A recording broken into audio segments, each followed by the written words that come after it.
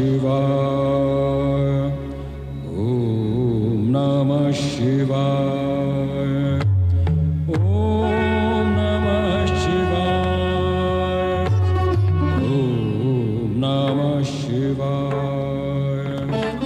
ओम नमः शिवाय। ओम नमः शिवाय। ओम नमः शिवाय। ओम नमः शिवाय।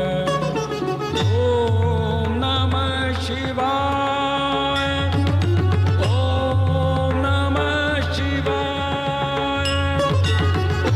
ओम नमः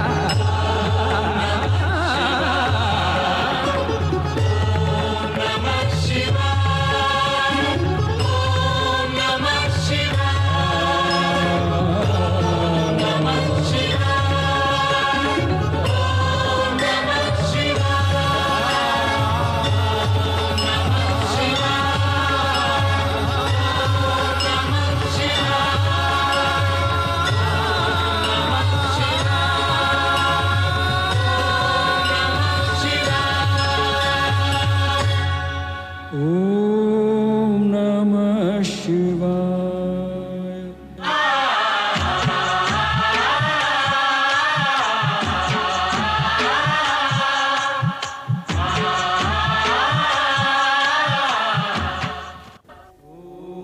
मैं ओंकार हूं, जगत में व्याप्त संपूर्ण त्रिगुणात्मक गतिविधियों का प्रथम एवं प्रत्यक्ष दृष्टा। मेरी दिव्य दृष्टि से जगत का कोई भी परमाणु अछूता नहीं। नृत्य गान के स्वरों से झंकृत इंद्र सभा के बाहर कामदेव देवर्षि नारद पर अपने बाणों का प्रहार करने को प्रस्तुत होते हैं, किंतु नारायण भक्त नारद कामदेव को रीति नीति के प्रसंग में भ्रमित कर काम बाण को संध्या जैसी सुपात्र के लिए उपयोग करने की मंत्रणा देकर अपनी सुरक्षा की व्यवस्था करने में सफल होते हैं। बाण से आहत संध्या काम पीड़ित और भ्रमित होकर भटकने लगती है। सम्मुख आए हर प्राणी को काम की दृष्टि से देखती हुई वो ब्रह्मा के समक्ष आती है। ब्रह्मा भी भावावेश में संध्या की ओर आकर्षित होते हैं। शिव जी नेत्र खोलकर स्थिति का भान करते हैं और ब्रह्मा को इस कुकृत्य व अनुचित आचरण के लिए प्रताड़ित करते हैं। यद्यपि यह अप्रिय घटना कामदेव के कारण ही घटित हुई, पर संध्या इससे प्रभावित होकर आत्मग्लानि की अग्नि में जलते हुए आत्महत्या तक करने के लिए तत्पर हो गई। ऐसी स्थिति में ब्रह्मा जी संध्या को इस मानसिक पीड़ा से उबारने के लिए वशिष्ठ को प्रेरित करते हैं कि वे संध्या को शिव साधना के द्वारा मुक्ति का मार्ग बताएं।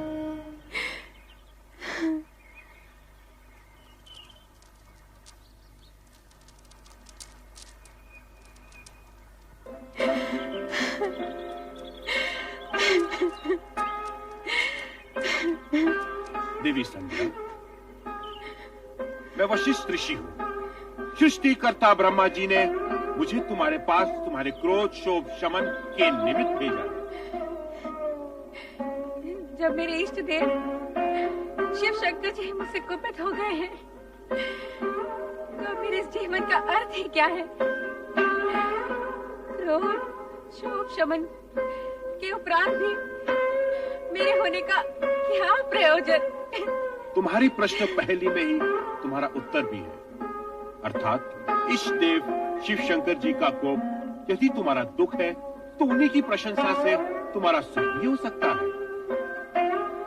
उनके कोप को शांत करने के लिए मुझे क्या करना होगा?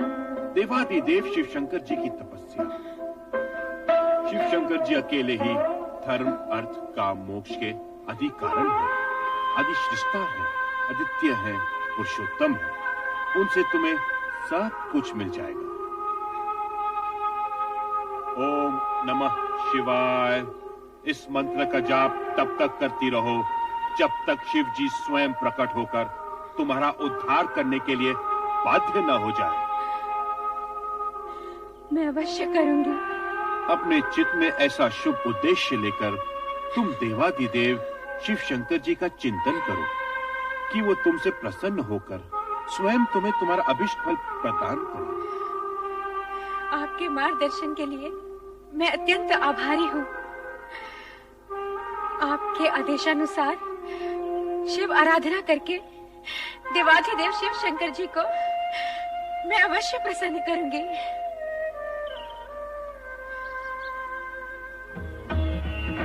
ओम नमः शिवाय।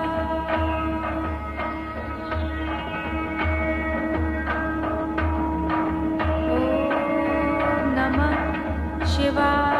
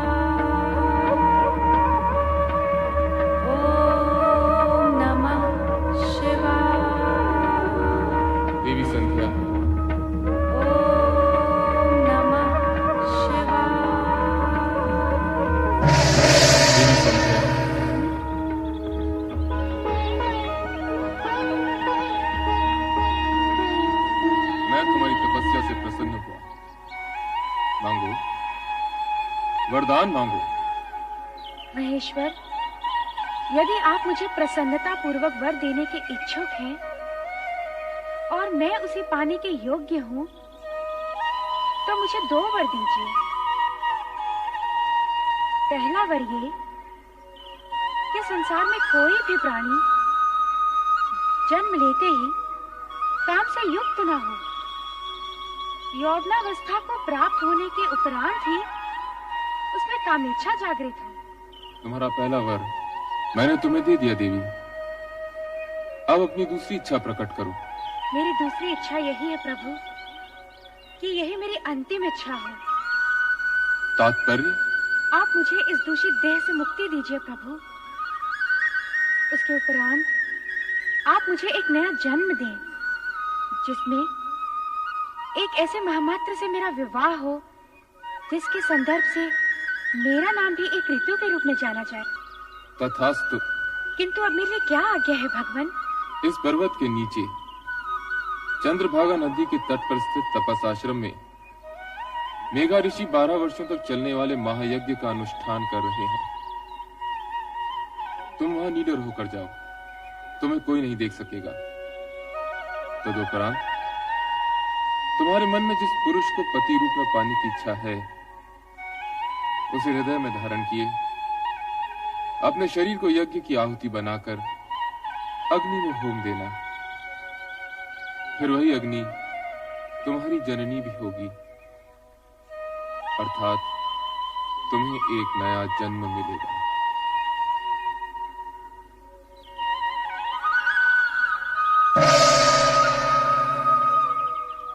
मेघा ऋषि, ओम आदित्याय नमः स्वाहा। ओम आदित्याय नमः स्वाहा।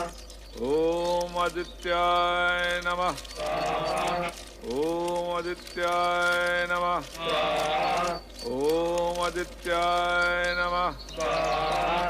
ओम सदाशिव का आशीर्वाद प्राप्त कर उन्हीं के बताए मार्ग पर चलती देवी संध्या मेघा ऋषि के आश्रम पहुंच गईं, जहां महायज्ञ चल रहा था।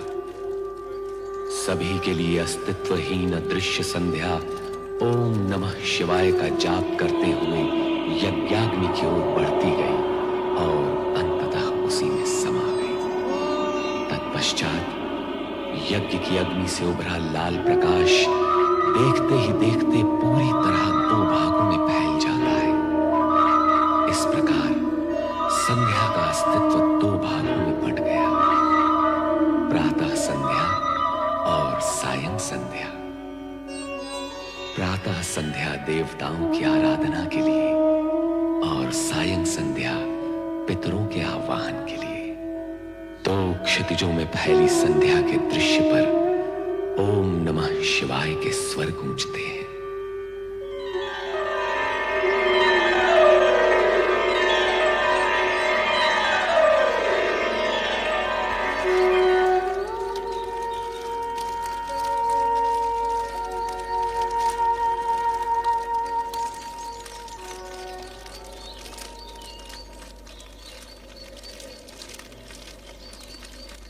कौन है ये? कौन नारी है ये? प्रणाम ऋषिवर। कौन मायावी हो तुम? इस पवित्र अग्नि से प्रकट होने की धृष्टता तुमने कैसे की? क्यों की? क्या प्रयोजन है तुम्हारा? उत्तर दो। मैं आपकी पुत्री हूँ पितृवर, आपके आशीर्वाद की आकांक्षिणी हूँ। धर्म, नीति, मर्यादा और व्यवहार के नाते मैं तुम्हारे प्रणाम और चरण स्पर्श के लिए तुम्हें दीर्घायु और सदैव प्रसन्न रहने का आशीर्वाद तो दे सकता हूँ, किंतु अकारण पितृत्व का अधिकार नहीं दे सकता। भला तुम मेरी पुत्री और मैं तुम्हारा पिता कैसे हुआ?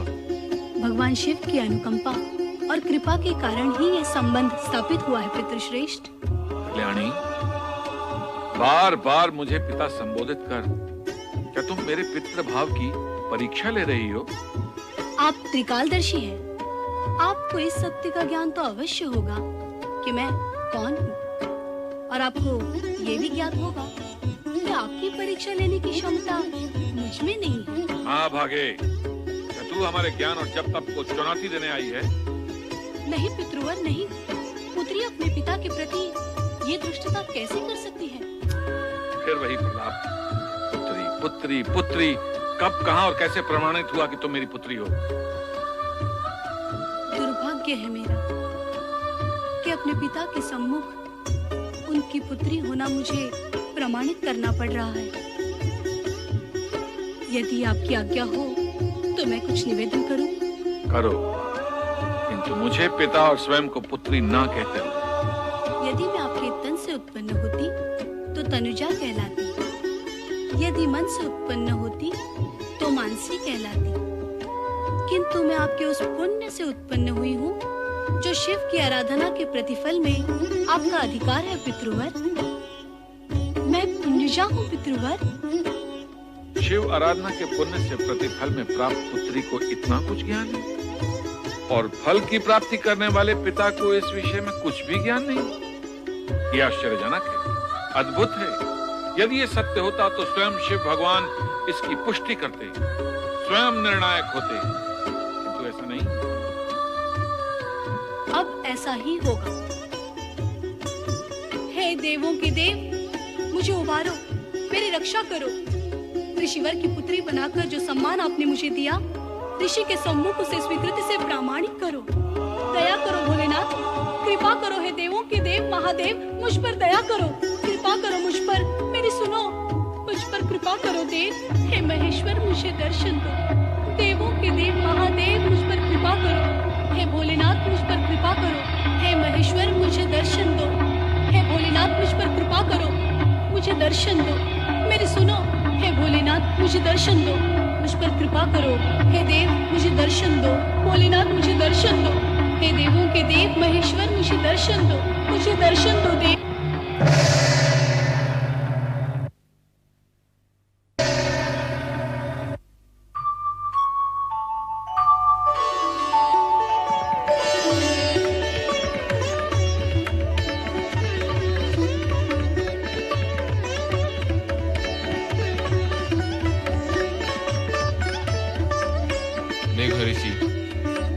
मेरा प्रकट होना पर्याप्त है अथवा भी आपको प्रमाण की आवश्यकता है? आपके प्रकट होने से ही सत्य प्रकट हो गया भोले भंडारी। तो फिर अपनी पुत्री का नामकरण कीजिए, उसे आशीर्वाद दीजिए। प्रभु, मैं आपकी आधी आज्ञा का ही पालन कर पाऊंगा। इसका नामकरण करके आशीर्वाद देने का कार्य तो स्वयं आप ही करेंगे। सूर्य की आभा है इसके अर्थात अरुण जैसी धरती से इसका मुखमंडल दीप है, इसलिए मैं इसका नाम अरुणधति निश्चित करता हूं। भगवान शिव शंकर की जय, देवी अरुणधति की जय, भगवान शिव शंकर की जय, देवी अरुणधति की जय। मेघा ऋषि, आपको देवी अरुणधति जैसी पुत्री प्राप्त हुई, इस सौभाग्य के लिए बधाई। अब इसका विवाह सप्त ऋषियों में विशिष्ट ऋषि वशिष्ठ के साथ कर इसके नाम को अमरता प्रदान करें। जो भगवान शिव शंकर की जय, भगवान शिव शंकर की जय, भगवान शिव शंकर की जय। देवादिदेव भगवान शिव का वरदान पाकर अरुणधति का भविष्य प्रशस्त हुआ और उनके वरदान स्वरूप ही सप्त ऋषियों में विशिष्ट ऋषि वशिष्ठ के साथ उनका विवाह निश्चित हुआ।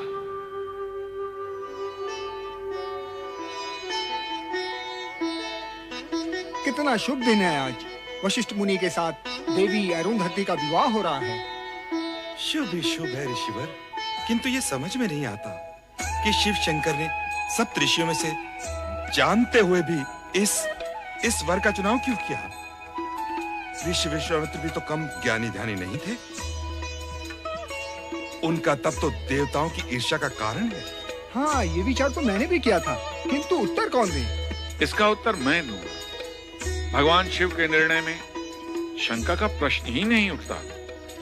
संपूर्ण जगत में समता, ममता और मित्र भाव के रखने के कारण विश्वामित्र उच्च कोटि के तपस्वी हैं, किंतु वशिष्ठ समस्त जगत के कल्याण की कामना के लिए, अपनी विशिष्टता के लिए सर्वश्रेष्ठ है।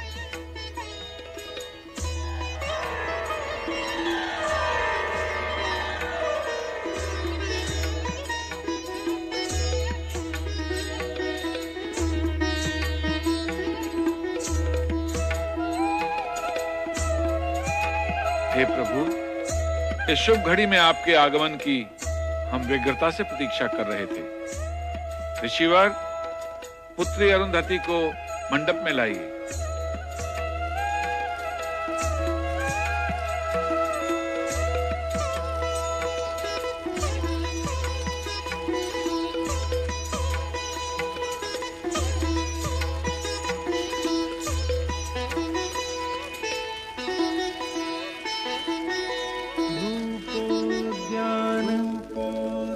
प्रफुल्ल प्रफुल्ल कलिका कलिका केन्दुनिम्बानन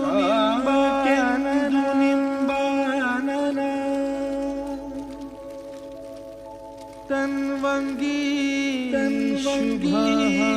शुभाः सुरसिका क्रीडा संरतिः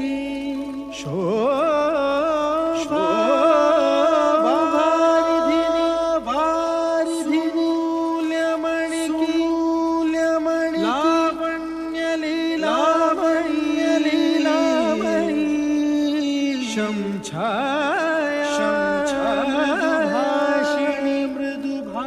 मृगदृगी भूयात् सदा गलम् ओम नमः शिवाय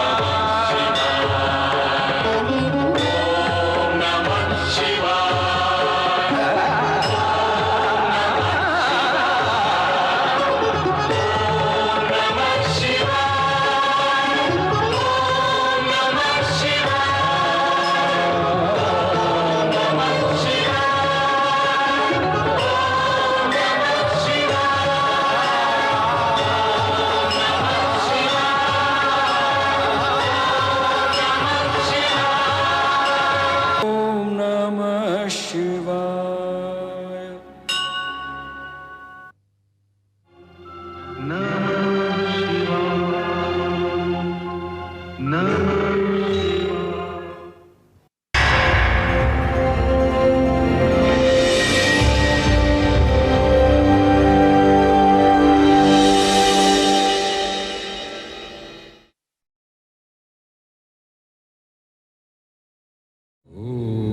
नमः शिवाय